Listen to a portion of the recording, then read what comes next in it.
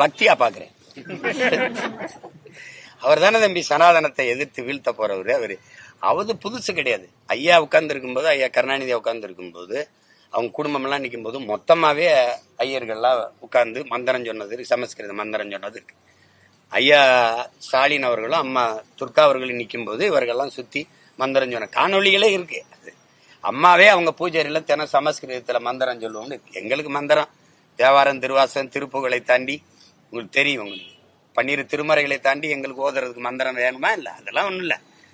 சொல்றதா வெளியில அப்படி சொல்லிக்கிறதா, அப்புறம் உள்ள அப்படி செஞ்சுக்கிறதா. நீங்க இந்த தேதியில இந்த நேரத்துல பதவி ஏற்கணும்னு பதவி ஏற்கிறவங்க கிட்ட போயிட்டு இதையெல்லாம் நீங்க பேசிட்டு இருந்தீங்கன்னா எப்படி?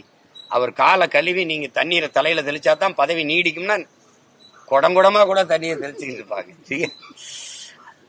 அதை போய் பேசிட்டு இருக்க வேண்டியது இல்லை, விடுங்க. அதை அவர் சனாதனத்தை ஒழிக்க முயற்சி செய்த போது அப்படின்னு நீங்க எடுத்துக்கணும்.